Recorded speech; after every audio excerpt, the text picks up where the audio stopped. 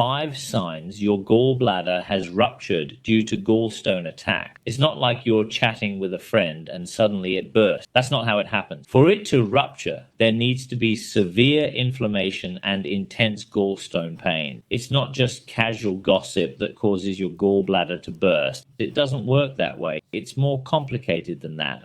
I'll explain the sign, which usually mean the patient is headed to the hospital.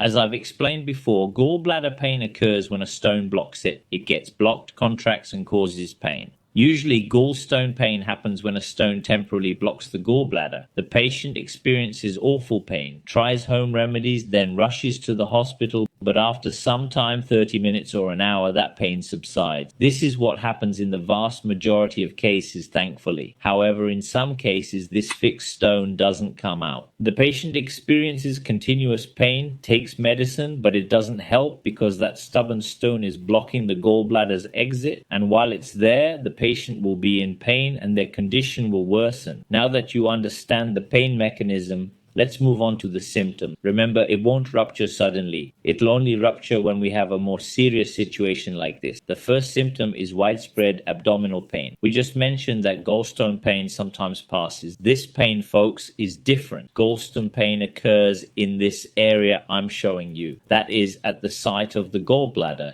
Here in the upper abdomen under the ribs is where the gallbladder is located. If it's blocked, where will the pain occur?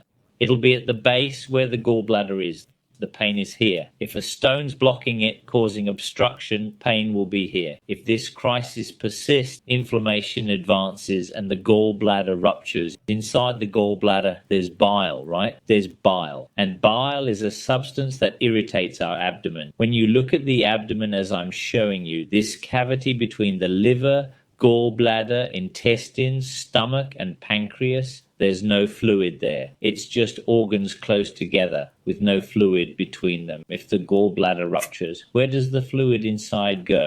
It spills into the abdomen. Then it covers the liver, stomach, pancreas, and intestine. As it's an irritating fluid, soon that pain in the upper gallbladder area will spread throughout the entire belly. Why? Because the gallbladder fluid leaks, causing widespread inflammation in the belly, which we call an acute abdomen. What's an acute abdomen? It's when the pain isn't just in the gallbladder anymore, but has spread to the whole belly. When we have intense inflammation throughout the entire belly, either from bile or blood that's leaked into the abdominal cavity, or when there's an intestinal perforation and gut fluid floods the belly, that's when we have an acute abdomen. If you touch the belly and the patient jumps, that's a sign surgery is needed. The treatment is surgical. If your gallbladder ruptures, you can't just watch it or give antibiotic. You need to go in, remove the gallbladder, and clean out the patient's abdominal cavity. Got it? The second sign, folks, which is really just a progression, is fever, but it's not a viral fever. We know the patient is having a gallstone attack, more intense, longer lasting, more severe. They had that localized pain. The pain spread throughout the belly and they developed a fever. Clearly, we're dealing with a serious case of acute abdomen. These cases, when fever's involved, raise concerns about sepsis developing. And what's sepsis? It's a systemic infection. Why? As the infection spreads in the belly, it enters the bloodstream, complicating treatment, but it's still surgical. If you don't operate to remove the infection source, antibiotics won't solve it. The third symptom, a result of all this, is the decline in the patient's overall condition. But it's not that they become sleepy.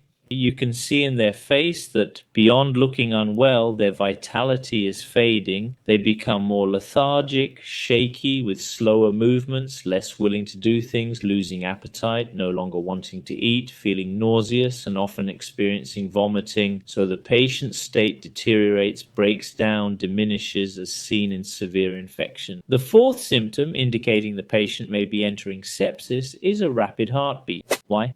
When we fear a serious infection is developing, fever, increased heart rate, and faster breathing occur, the increase in infection markers are indirect signs that this patient may be progressing to a severe illness and widespread infection due to a perforated gallbladder. So this is an indirect sign in the context of the clinical picture we're observing, meaning we see a patient with gallstones who came in with a severe attack, a crisis that doesn't subside but worse. The pain, once localized to the gallbladder, has now spread throughout the abdomen. The patient who had no fever now does. The patient who was relatively stable is now declining. Their condition is weak, their vitality is fading.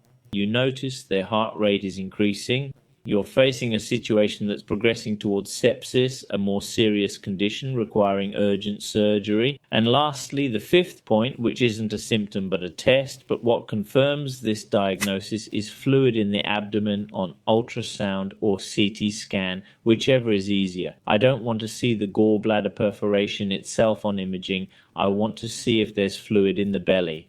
Look at this image. It's an ultrasound showing two organs. You can see the liver and the kidney, and they're right next to each other. When we do an ultrasound to check for fluid in the abdomen, look at this image now. The dark area is fluid, separating the liver from the kidney. A normal belly shouldn't have this fluid. On CT, we see this differently, but if you have a patient with all the symptoms I mentioned, with this whole progression, who has gallstones and developed all this, we do an ultrasound and there's fluid there. Is there any doubt about what's happening? There isn't. Even if you had doubt, this clinical picture with such an ultrasound image is a clear indication for surgery, no question. Sometimes we see patients with widespread abdominal pain and serious infections where we can't pinpoint the source. That's where exploratory laparotomy comes in. What's that? It's when we operate because signs show a severe infection requiring surgical intervention. We surgically explore the patient's abdomen to visually identify the problem we couldn't find through exam. Once we find the issue, we're trained to handle each situation based on what caused the patient's condition. Did you understand all that, my dear viewers? If this video was helpful, please consider subscribing to our channel. It's completely free. I get your presents and you get daily videos.